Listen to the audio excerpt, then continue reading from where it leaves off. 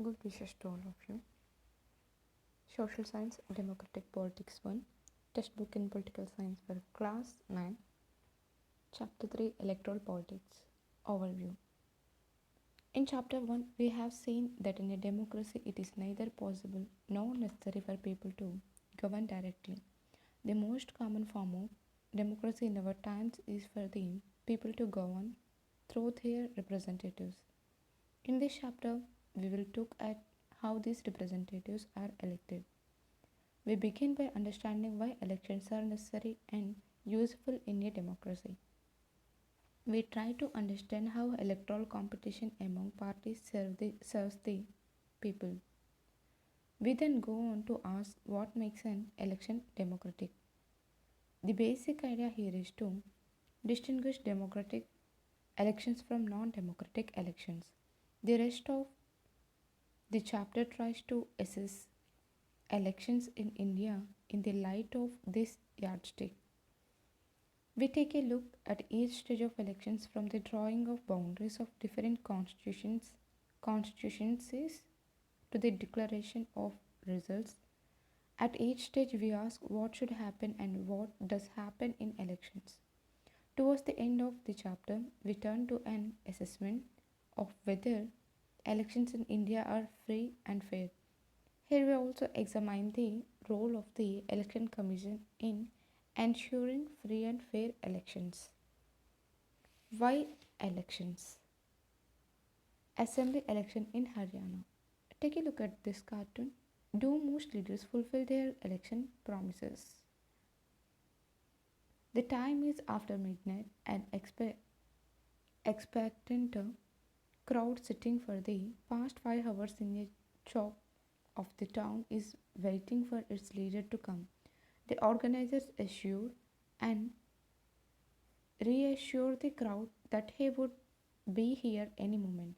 The crowd stands up whenever a passing vehicle comes that way. It arouses hopes that he has come.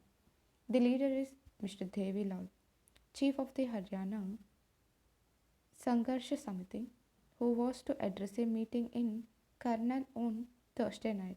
The 76-year-old leader is a very busy man these days. His day starts at 8 a.m. and ends after 11 p.m.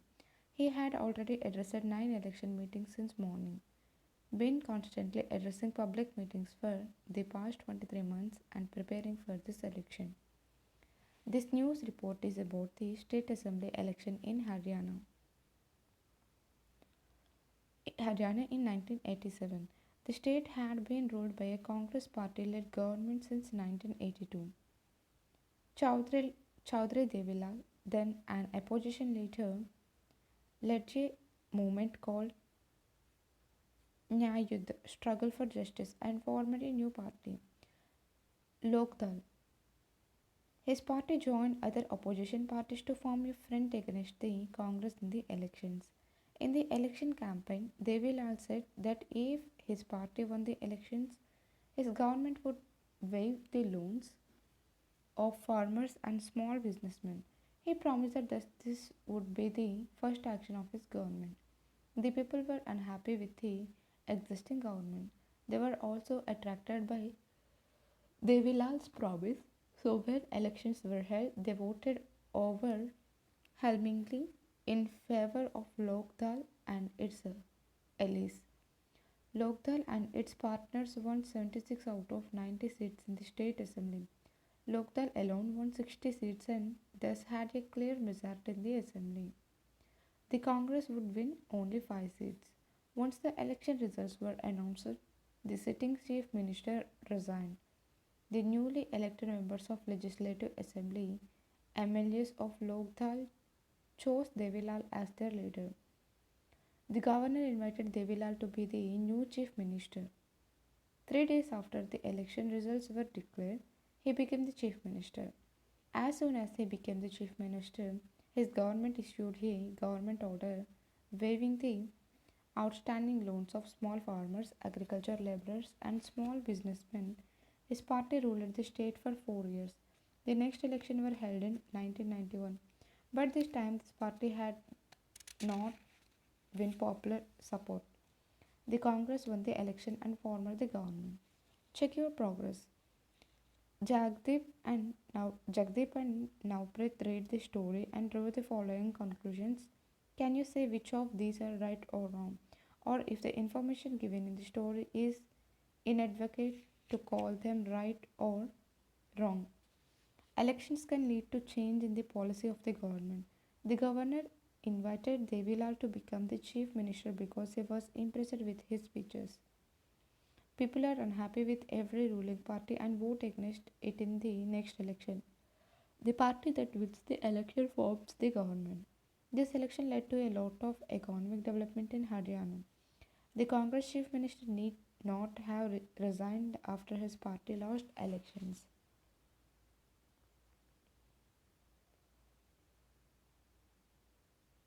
Activity.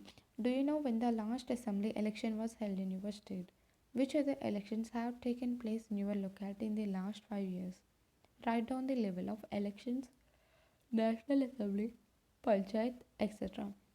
When were they held and the name and designation MP, MLA, etc. of the person who got elected from your area?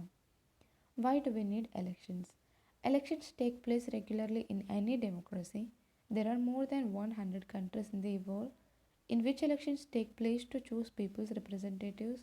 We also read that elections are held in many countries that are not democratic. But why we do need elections? Why do we need elections? Let us try to imagine a democracy without elections. A rule of the people is possible without any election. If all the people can sit together every day and take all the decisions. But as we have already seen in chapter 1, this is not possible in a large community.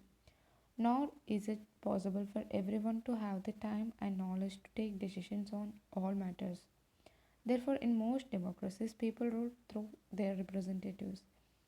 Is there a democratic way of selecting representatives without elections? Let us think of a place where representatives are selected on the basis of age and experience, or a place where they are chosen on the basis of education or knowledge. There could be some difficulty in deciding on who is more experienced or knowledgeable. But let us say the people can resolve these difficulties clearly. Such a place does not require elections. But can we call this place a democracy? How do we find out if the people like their representatives or not? How do we ensure that these representatives rule as per the wishes of the people? How to make sure that those who the people don't like do not remain their representatives? This requires the mechanism by people which people can choose their representatives at regular intervals and change them if they wish to do so. This mechanism is called election. Therefore, elections are considered essential in our times for any representative democracy. In an election, the voters make many choices. They can choose who will make laws for them. They can choose who will form the government and take major decisions. They can choose the party whose policies will guide the government and lawmaking. Take a look at this cartoon. We have seen why democracies need to have elections. But why do rulers in non democratic countries need to hold elections? What makes an election democratic? Election can be held in many ways. All democratic countries hold elections, but most non democratic countries also hold some kind of elections. How do we distinguish democratic elections from any other election? We have discussed this question briefly in chapter 1. We discussed many examples of countries where elections are held but they can't be called democratic elections. Really be called democratic elections. Let us recall what we learned there and start with a simple list of the minimum conditions of a democratic election. First, everyone should be able to choose. This means that everyone should have one vote and every vote should have equal value. Second, there should be something to choose from. Parties and candidates should be free to contest elections and should offer some real choice to the voters. Third, The choice should be offered at regular intervals. Elections must be held regularly after every few years. 4. The candidate preferred by the people should get elected.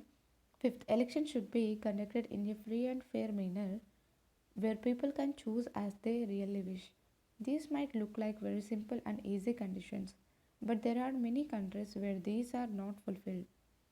In this chapter, we will apply these conditions to the elections held in our own country to see if we can call these democratic elections. Is it good to have political competition? Elections are thus all about political competition. This competition takes various forms. The most obvious form is the competition among political parties at the constituency level. It takes the form of competition among several candidates. If there is no competition, elections will become pointless. But is it good to have political competition? Clearly, an electoral competition has many demerits. Demerits. It creates a sense of disunity and factionalism in every locality. You would have heard of people complaining of party politics in your locality. Different political parties and leaders often level allegations against one another. Partisan candidates often use dirty tricks to win elections. Some people say that this pressure to win electoral fights does not allow sensible long term policies to be formulated. Take a look at this cartoon. Huh. So, elections are like exams where politicians and parties know if they have passed or failed. But who are the examiners? Okay. Some good people who may wish to serve the country do not enter this arena. They do not like the idea of being dragged into unhealthy competition. Our constitution makers were aware of these problems, yet they opted from free competition in elections as the way to select our future leaders. They did, they did so because the system works better in the long run. In an ideal world, all political leaders know what is good for the people and are motivated only by a desire to serve them. Political competition is not necessary in such an ideal world, but that is not what happens in real life.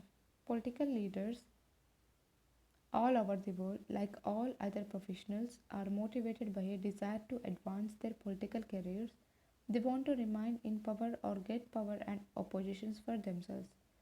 They may wish to serve the people as well, but it is risky to depend entirely on their sense of duty. Besides, even when they wish to serve the people, they may not know what is required to do so, or their ideas may not match what the people really want. How do we deal with this real life situation? One way is to try and improve the knowledge and character of political leaders. The other and more realistic way is to set up a system where political leaders are rewarded for serving the people and punished for not doing so. Who decides this reward or punishment? The simple answer is the people. This is what electoral competition does. Electoral competition provides incentives to political parties and leaders. They know that if they raise issues that people want to be raised, their popularity and chances of victory will increase in the next elections. But if they fail to satisfy the voters with their work, they will not be able to win again.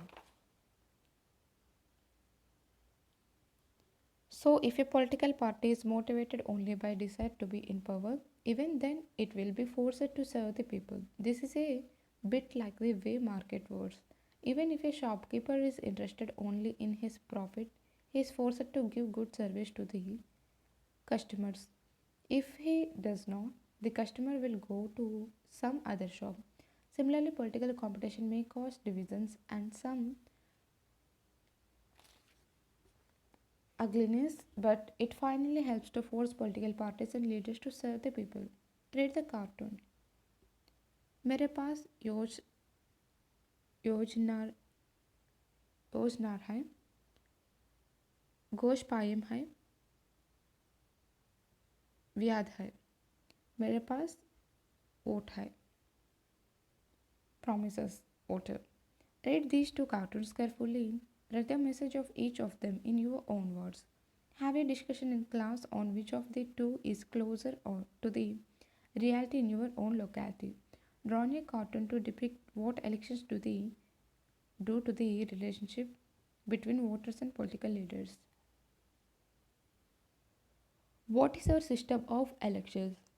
Can we say that Indian elections are democratic? To answer this question, let us take a look at how elections are held in India. Lok Sabha and Vidhan Sabha assembly elections are held regularly after every 5 years. After 5 years, the term of all the elected representatives comes to an end. The Lok Sabha or Vidhan Sabha stands dissolved. Elections are held in all constituencies at the same time, either on the same day or within a few days. This is called a general election. Sometimes election is held only for one constituency to fill the vacancy caused by death or resignation of a member. This is called a by-election. In this chapter, we will focus on general elections. Electoral constituencies. You read about the people of Haryana electing 90 MLAs. You may have wondered how they did that. Did every person in Haryana vote for all the 90 MLAs? You perhaps know that this is not the case. In our country, we follow an area based system of representation. The country is divided into different areas for purposes of elections. These areas are called electoral constituents. The voters who live in an area elect one representative for Lok Sabha election. The country is divided into 543 constituents. The representative elected from each constituency is called a member of parliament or an MP. Member of the feature of a democratic election is that every vote should have equal value. That is why our constitution requires that each constituency should have a roughly equal population living within it. Similarly, each state is divided into a specific number of assembly constituencies. In this case, the elected representative is called the member of legislative assembly or an MLA. Each parliamentary constituency has within its several assembly constituencies. The same principle applies for panchayat and municipal elections. Each village or town is divided into several wards that are like constituencies. Each ward elects one member of the village or the urban local body. Sometimes these constituencies are counted as seats for each constituency representatives one seat in the assembly. When we say that Lokdal won 60 seats in Haryana, it means that candidates of Lokdal won in 60 assembly constituencies in the state, and thus Lokdal had 60 MLAs in the state assembly. Take a look at this.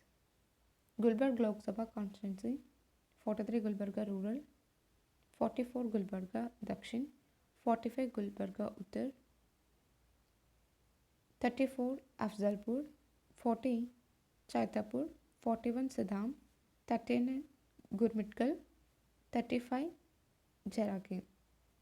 Gulbarga, Kalburg district in Karnataka. Why is the boundary of the Gulbarga Lok Sabha constituency not the same as the district boundary of Gulbarga? Kalaburgi. Draw a similar map for your own Lok Sabha constituency. How many assembly constituencies are there in the Gulbarga Lok Sabha constituency? Is it the same in your own Lok Sabha constituency? Reserved constituencies. Our Constitution entitles every citizen to elect his representative and to be elected as a representative. The constitution makers, however, were worried that in an open electoral competition, certain weaker sections may not stand a good chance to get elected to the Lok Sabha and the state legislative assemblies. They may have not the required resources, education, and contacts to contest and win elections against others. Those who are influential and resourceful may prevent them from winning elections. If that happens, our parliament and assemblies would be deprived of the voice of a significant section of our population. That would make our democracy less representative and less democratic. So, the makers of our constitution thought of a special system of reserved constituencies for the weaker sections. Some constituencies are reserved for people who belong to the scheduled castes SC and scheduled tribes ST. In a SC reserved constituency, only someone who belongs to the scheduled castes can stand for election. Similarly, only those belonging to the scheduled tribes can contest an election from a constituency reserved for ST currently. In the Lok Sabha, 84 seats are reserved for the scheduled castes and 47 for scheduled tribes as on 26 January 2019. This number is in proportion to their share in the total population. Thus, the reserved seats for SC and ST do not take away the legitimate share of any other social group. The system of reservation was extended later to other weaker sections at the district and local level. In many states, seats in rural panchayat and urban municipalities and corporations, local bodies are now reserved for other backward classes (OBC) as well. However, the proportion of seats reserved varies from state to state. Similarly, one third of the seats are reserved in rural and urban local bodies for women candidates. Voters list. Once the constituencies are decided, the next step is to decide who can and who cannot vote. This decision cannot be left to anyone till the last day. In a democratic election, the list of those who are eligible to vote is prepared much before the election and given to everyone. This list is officially called the Electoral Rule and is commonly known as the voters list. This is an important step for it is linked to the first condition of a democratic election. Everyone should get an equal opportunity to choose representatives. Earlier, we read about the principle of universal adult franchise. In practice, it means that everyone should have one vote and each vote should have equal value. No one should be denied the right to vote without a good reason. Different citizens differ from one another in many ways. Some are rich, some are poor, some are highly educated, some are not so educated or not educated at all. Some are kind, others are not so kind. But all of others but all of them are human beings with their own needs and views. That is why all of these deserve to have an equal say in decisions that affect them. Take a look at this cartoon. Like in panchayats, should we not have at least one third seats in the parliament and assemblies reserved for women? In our country, all the citizens aged 18 years and above can vote in an election. Every citizen has the right to vote, regardless of his or her caste, religion, or gender. Some criminals and persons with unsound mind can be denied the right to vote. Take a look at this map. Lok Sabha constituencies, total constituencies 543, general 412, reserved SC 84, reserved ST 47. See the map above and answer the following questions. What is the number of Lok Sabha constituencies in your state and the neighboring two states? Which states have more than 30 Lok Sabha constituencies? Why do some states have such a large number of constituencies? Why are some constituencies small in area while others are very big? Are the constituencies reserved for the SCs and STs evenly spread all over the entire country, or are there more in some areas? State constituencies: Andhra Pradesh 25, Arunachal Pradesh 2, Assam 14, Bihar 40, Chhattisgarh 11, Goa 2, Gujarat 26, Haryana 10, Himachal Pradesh 4, Jammu and Kashmir 6, Jharkhand 14, Karnataka 28, Kerala 20, Madhya Pradesh 29, Maharashtra 48, Manipur 2, Meghalaya 2, Mizoram 1, Nagaland 1, Odisha 21, Punjab 13, Rajasthan 25, Sikkim 1, Tamil Nadu 39, Telangana 17, Tripura 2, Uttar Pradesh 80, Uttarakhand 5, West Bengal 42, Union Territories, Andaman and Nicobar Islands 1, Chhattisgarh 1, Dadra and Nagar Haveli 1, Daman and Diu 1, Delhi 7, Lakshadweep 1, Puducherry 1.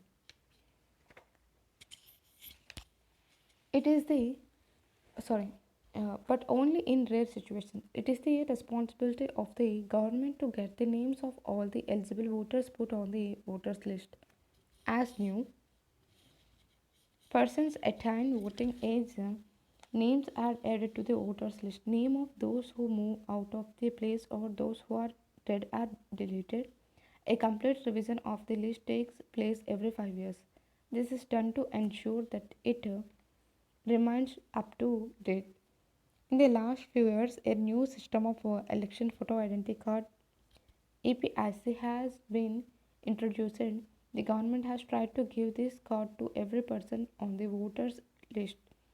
The voters are required to carry this card when they go out to vote so that no one can vote for someone else.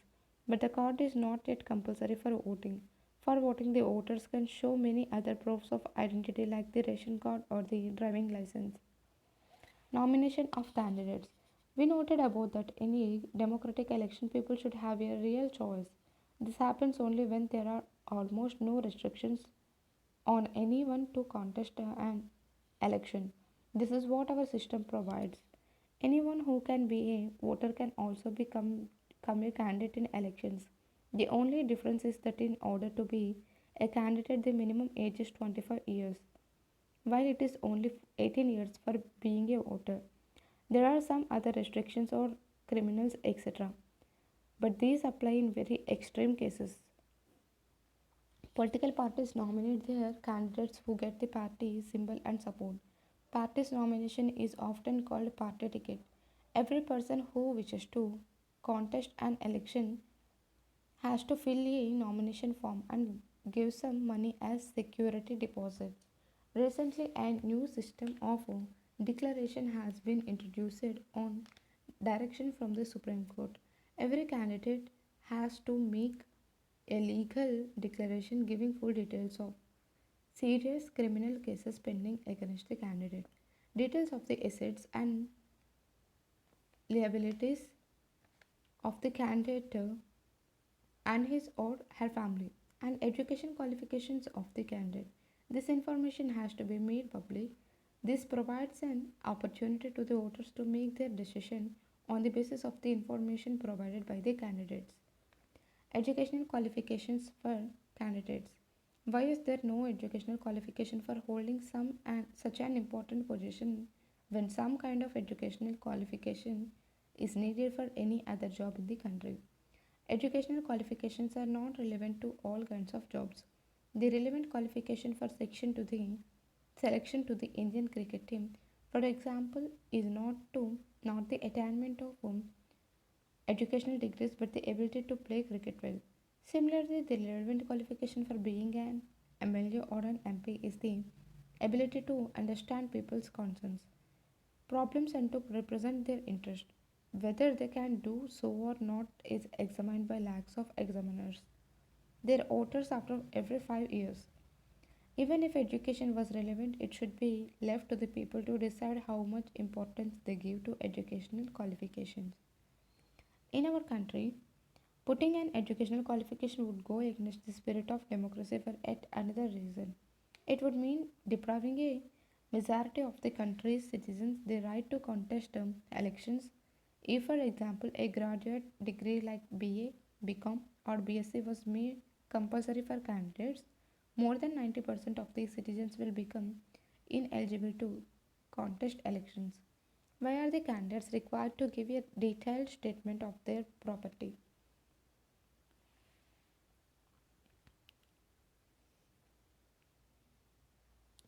You can see here Electoral Rule 2018 State S16 Mizoram.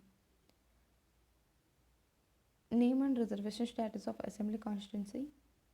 Part number 14. Name and reservation status of Parliamentary Constituency IAS in which the Assembly Constituency is located, Mizoram. Detail of revision. Year of revision 2018. Qualifying date 1/1/2019 type of revision, special summary revision, date of publication 28/12/2018. Role identification, basic role of intensive revision 2005 integrated with all supplements preceding special summary revision 2019. Details of part and polling area. Name of sections in the part: Werwick, main village town Werwick, post office Dalvan, block Dalvan, Darlon, police station Sakwardai, subdivision Sakwardai, district Aizwal, pin code 796111. Polling station details and name of the polling station: 14 Werwick. Type of polling station: male, female, general 0. Address of polling station: Government Primary School, village name Werwick, post office Darlon, district Aizwal. Number of electorals: starting serial number 1, ending serial number 181, male 93, with photo 93, without photo 0, female 88, with photo 88, without photo 0, total 181, with photo 181, without photo 0. You can look so.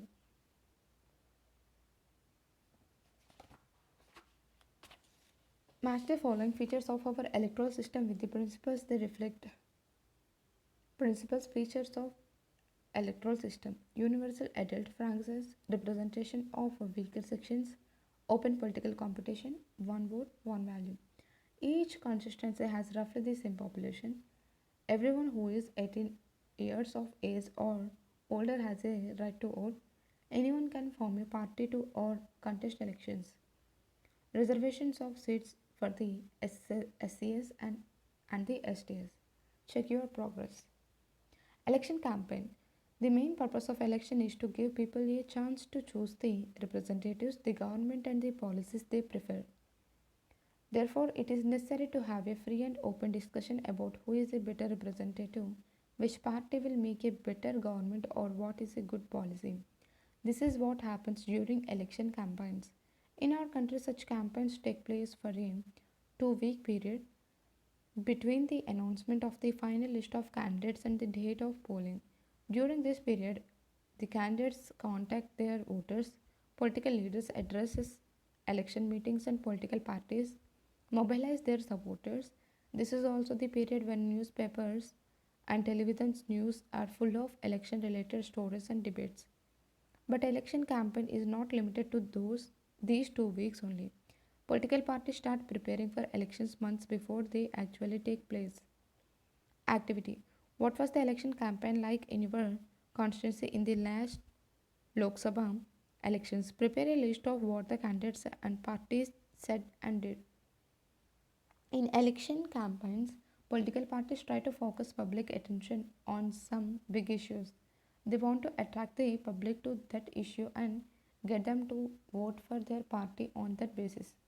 Let us look at some of the successful slogans given by different political parties in various elections. The Congress party led by Indira Gandhi gave the slogan of Garibi Hato, remove poverty in the Lok Sabha elections of 1971. The party promised to reorient all the policies of the government to remove poverty from the country. Save Democracy was the slogan given by Janata Party under the leadership of Jayaprakash Narayan in the Lok Sabha election held in 1977. The party promised to undo the excesses committed during emergency and restore civil liberties. The left front used the slogan of land to the tiller in the West Bengal elections held in 1977. Protect the self-respect of the Telugus was the slogan used by N.T. Ramarao, the leader of the Telugu Desam party in Andhra Pradesh Assembly elections in 1983. In a democracy, it is best to leave political parties and candidates free to conduct their election campaigns the way they want to. But it is sometimes necessary to regulate campaigns to ensure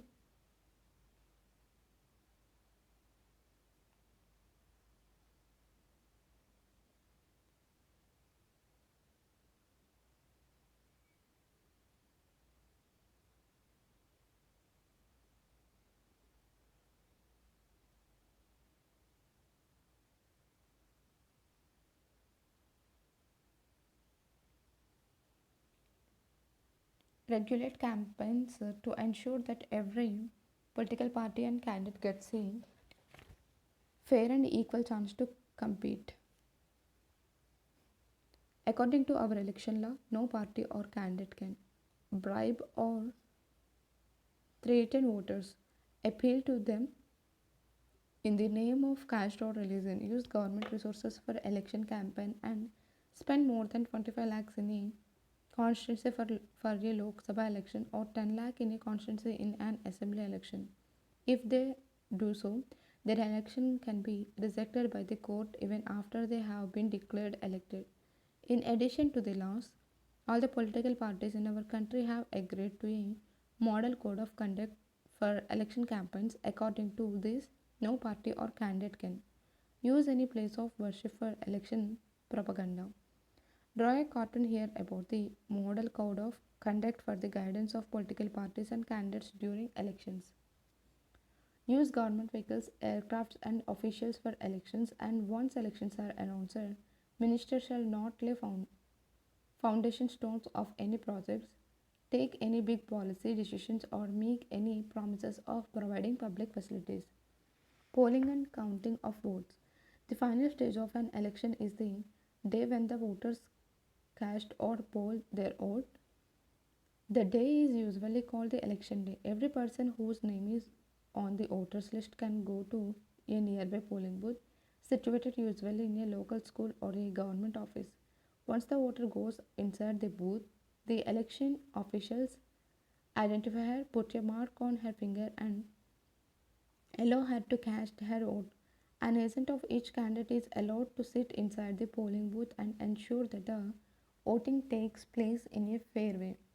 Are the elections too expensive for our country? A large amount of money is spent in conducting elections in India.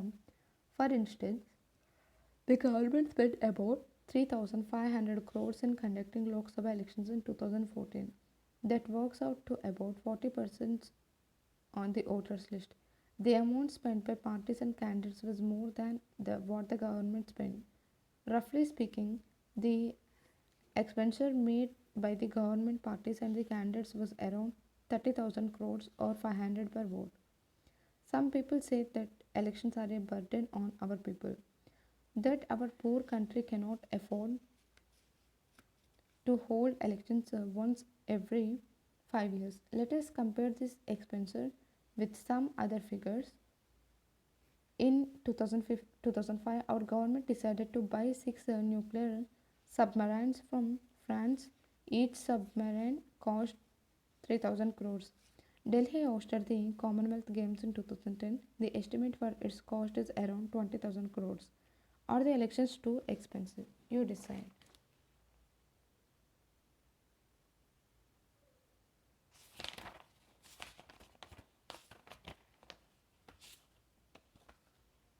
Election result in Gulbarga. Let us go back to our example of Gulbarga in 2014. A total of 8 candidates contested elections in that constituency. The total eligible voters were 17.21 lakhs. Of this, 9.898 lakh voters had cast their votes. The candidates of the Congress party, Mallikarjun Kharge, secured about 5.07 lakh votes. This was 50.82% of the total votes polled. But since he had secured more votes than anyone else, he was declared elected a member of parliament from Gulbarga Lok Sabha constituency. Election results of Gulbarga constituency general election to Lok Sabha 2014. Candidate party votes polled, percent of votes. D.C. Sagar, Mallikarjun Kharge, Dani Mahadevi, Revanaik Belmage, B.T. Laltanaik, S.M. Sharma, Shankar Jadhav, Ramu, none of the above.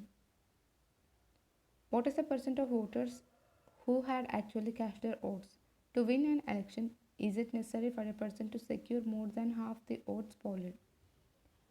Take a look at this cartoon. Why are party agents present in the polling booth and the counting center? Earlier, the voters used it to indicate who they wanted to vote for by putting a stamp on the ballot paper. A ballot paper is a sheet of paper on which the names of the contesting candidates along with party name and symbols are listed. Nowadays, electronic voting machines (EVM) are used to record votes. The machine shows the names of the candidates and the party symbols. Independent candidates too have their own symbols allotted by election commission. All that the voter has to do is to press the button against the name of the candidate she wants to give her vote. Once the polling is over, all the EVMs are sealed and taken to a secure place. A few days later, on a fixed date, all the EVMs from a constituency are opened and the votes secured by each candidate are counted. The agents of all candidates are present there to ensure that the counting is done properly.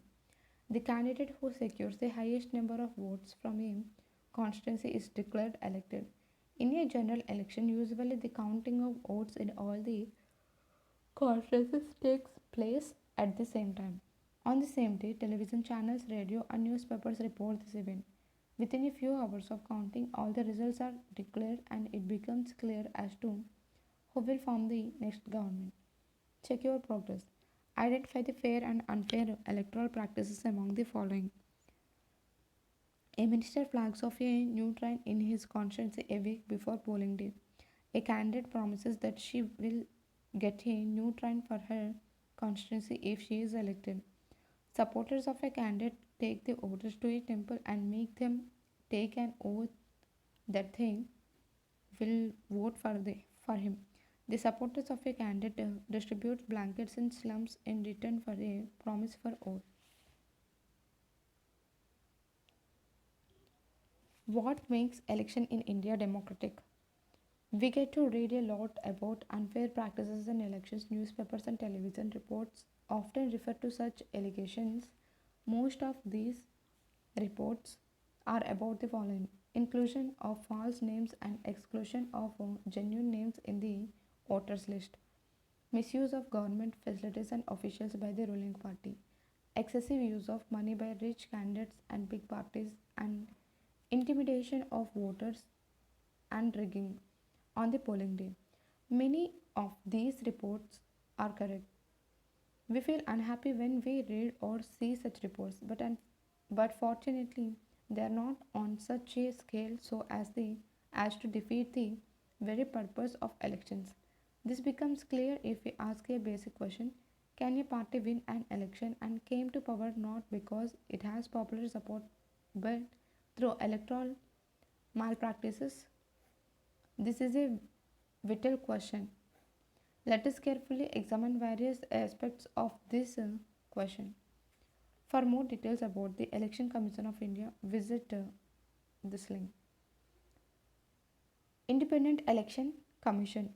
One simple way of checking whether elections are fair or not is to look at who conducts the elections. Are they independent of the government, or can the government or the ruling party influence or pressures them? Do they have enough power to be able to conduct free and fair elections? Do they actually use these powers? Take a look at this cartoon. Why does the Election Commission have so much power? Is this good for democracy? The answer to all these questions is quite positive for our country.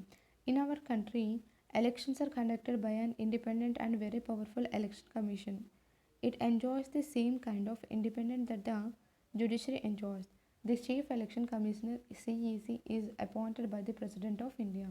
But once appointed, the Chief Election Commissioner is not answerable to the President or the government.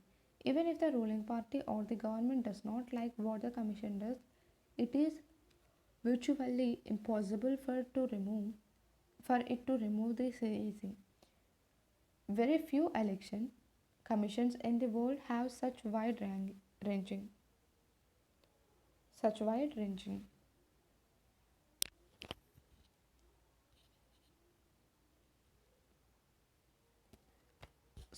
such wide ranging powers as the Election Commission of India.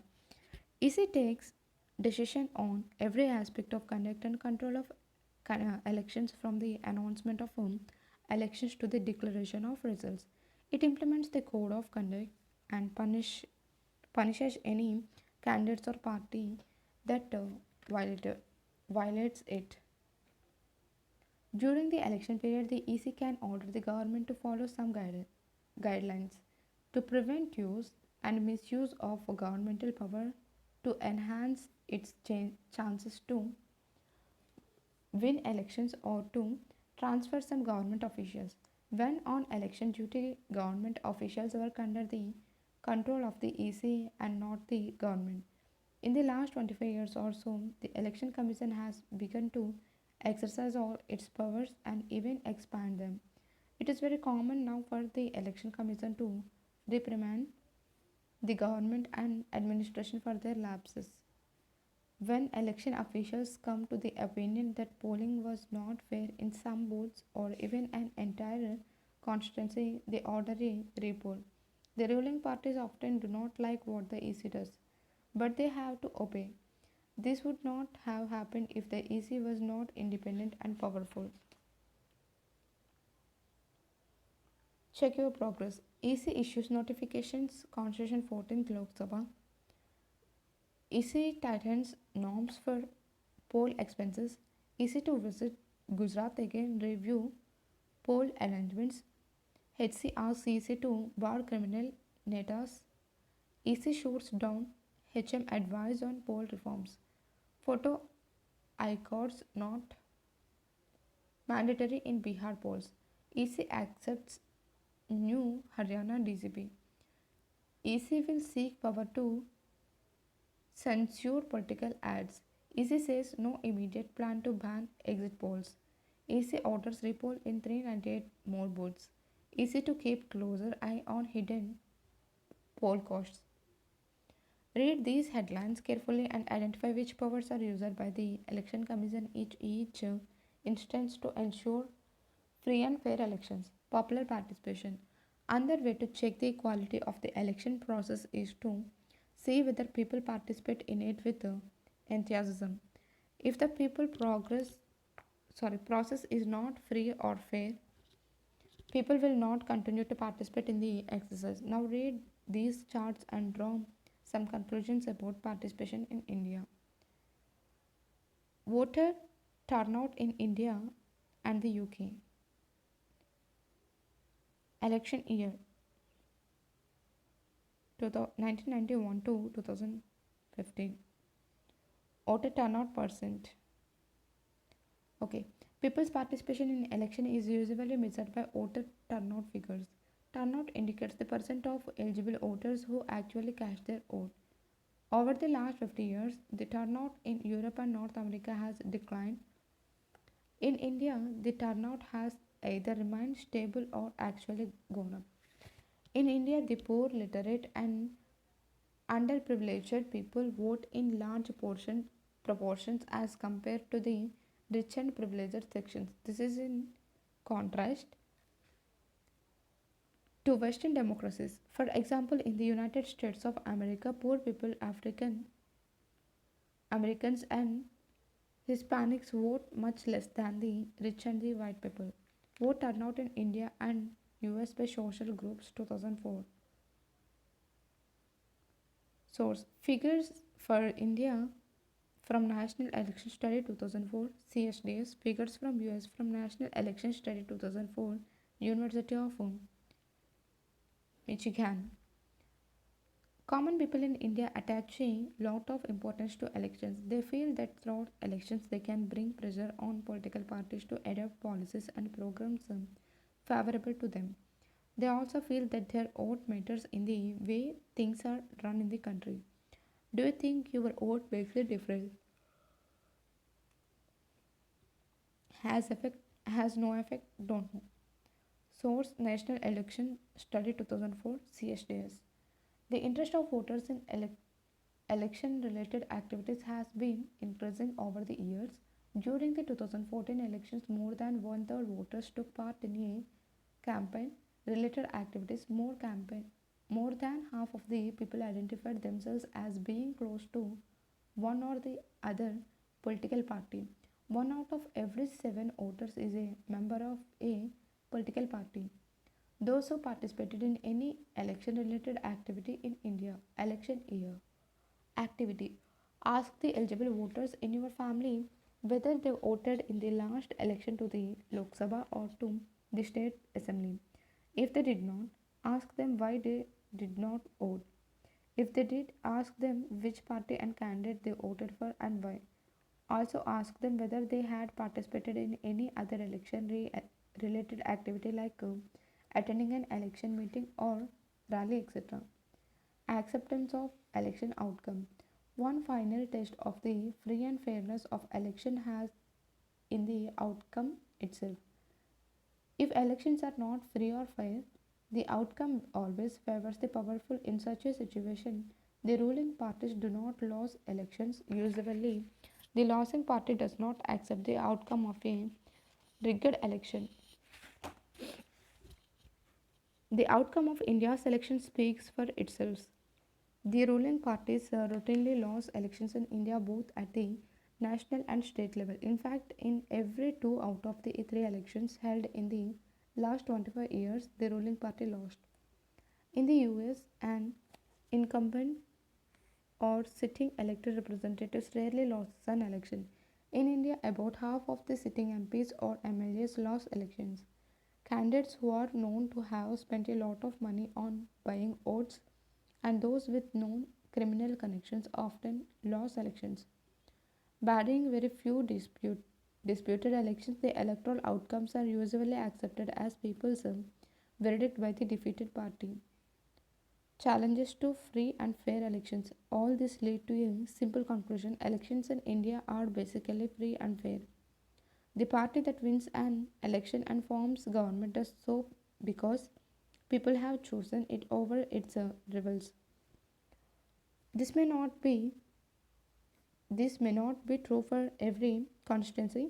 A few candidates may win purely on the basis of money, power, and unfair means, but the overall verdict of a general election still reflects popular preference.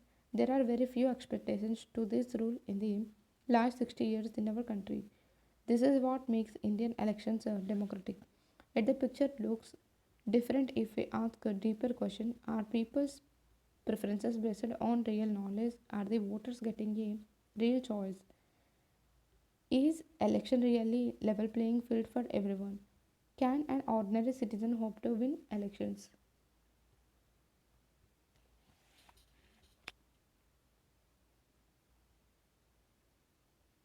यह कहने की क्या ज़रूरत थी कि हमने अपनी योम और जितने जितने वाले रिश्तेदारों को ही टिकट दिया है. Press conference. The leader is coming out of a press conference. What was the need to say that we have distributed tickets only among us the suitable and winnable family relations?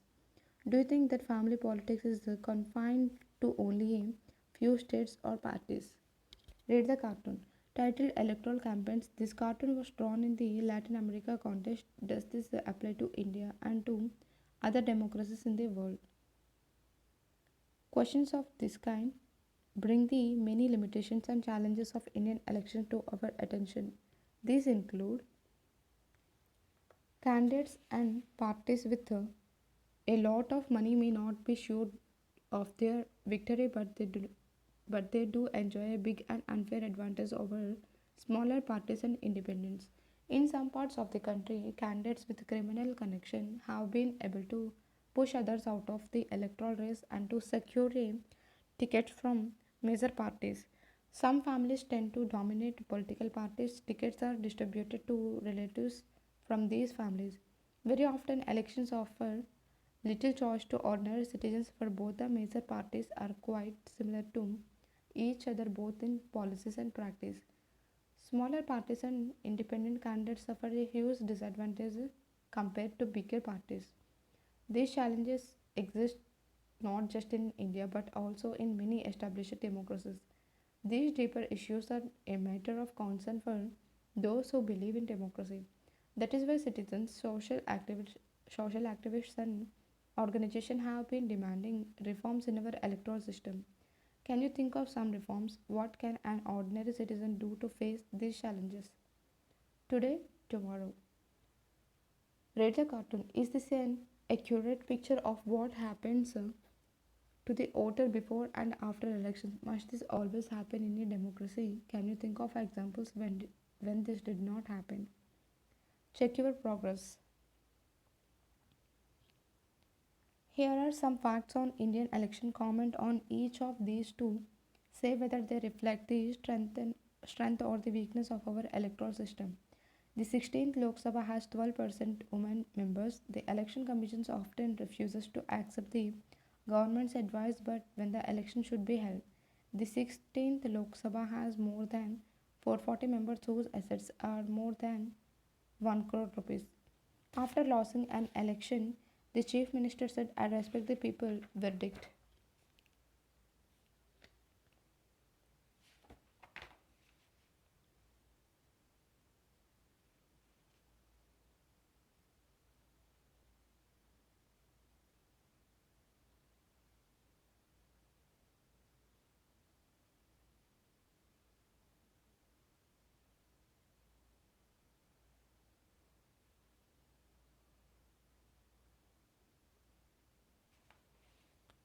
Code of conduct: a set of norms and guidelines to be followed by political parties and contesting candidates during election time. Constituency: voters in a geographical area who elected representative to the legislative bodies. Incumbent: the current holder of a political office. Usually, the choice for the voters in elections is between the incumbent party or candidate and those who oppose them. Level playing field: condition in which all parties and candidates contesting in an election have equal opportunities to appeal for votes and to carry out election campaign. Rigging: fraud and malpractice indulged by a party or candidate to increase its votes. It includes stuffing ballot boxes by a few persons using the votes of others, recording multiple votes by the same person, and bribing or coercing polling officers to favor a candidate. Turnout: the percentage of eligible voters who cast their votes in an election. Which of the following statements about the reasons for conducting elections are false? Elections enable people to judge the performance of the government. People select the representatives of their choice in an election. Elections enable people to evaluate the performance of the judiciary. People can indicate which policies they prefer. Which of these is not a good reason to say that Indian elections are democratic? India has the largest number of voters in the world. India's election commission is very powerful. In India, everyone above the age of 18 has a right to vote. In India, the losing parties accept the electoral verdict. Match the following. It is necessary to keep the voters list up to date because some constitutions are reserved for SCS and STS so that everyone has one and only one vote, so that party in power is not allowed to use government vehicles because there is a fair representation of all sections of our society. Everyone has equal opportunity to elect their representatives. All candidates must have a fair chance of competing in elections. Some people may have moved away from the area where they voted last. List all the different election related activities mentioned in this chapter and arrange them in a time sequence, beginning with the first activity and ending with the last. Some of these activities are given below: releasing election manifestos, counting of votes, making of voters list, election campaign, declaration of election results, casting of votes, ordering of repolling, announcing election schedule, filling nomination. Sureka is an officer in charge of ensuring free and fair elections in an assembly constituency in a state. Describe what should she focus on for each of the following states of election: election campaign, polling day, counting day. The table below gives the proportion of different communities among the candidates who won elections of the US Congress. Compare these to the proportion of these communities in the population of the US. Based on this, would you suggest a system of reservations in the US Congress APS? Why and for which communities? If no, why not? Proportion of the community in percent in the House of Representatives Population of US. Blacks, Hispanics, whites. 8, 5, 86, 13, 13, 17. Can we draw the following conclusions from the information given in this chapter? Give two facts to support your position for each of these. Election Commission of India does not have enough powers to conduct free and fair elections in the country. There is a high level of popular participation in the elections in our country. It is very easy for the party in power to win an election. Many reforms are needed to make our elections completely free and fair. Chinnappa was convicted for torturing his wife for dowry. Sadbir was held guilty of practicing untouchability. The court did not allow either of them to contest elections. Does this decision go against the principles of democratic elections? Here are some reports of electoral malpractices from different parts of the world. Is there anything that these countries can learn from India to improve their elections? What would you suggest in each case? During an election in Nigeria, the officer in charge of counting votes deliberately increased the votes of one candidate and declared him elected.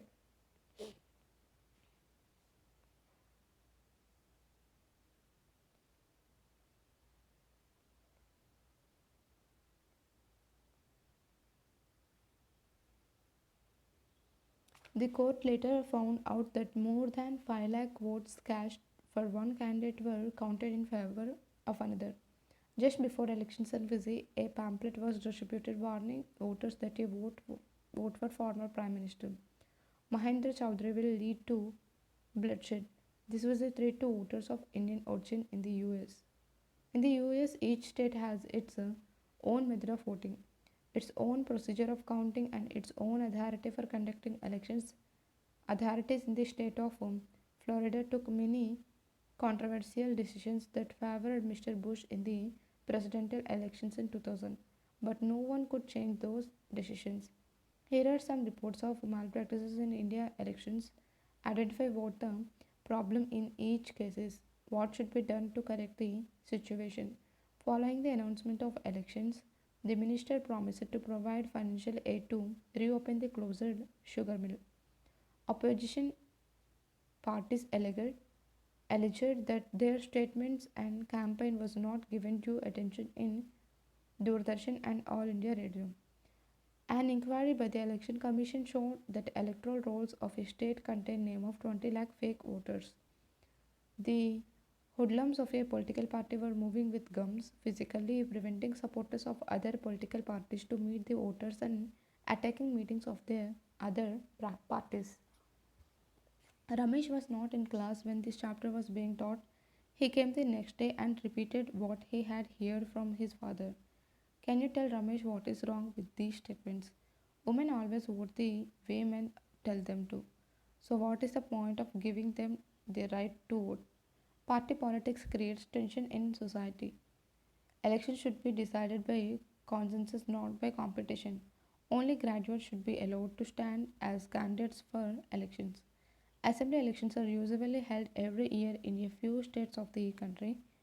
You can collect information about the elections that take place during this session. While collecting news items, divide these into three parts. Important events that took place before the election, main agenda discussed by political parties, information about people's demand, role of the election commission, important events on the day of the election and counting turnout in elections, reports of malpractices, reports the types of predictions made and the final outcome. Post election reasons offered by political parties for winning or losing elections, analysis of the election verdict by the media, selection of the chief minister.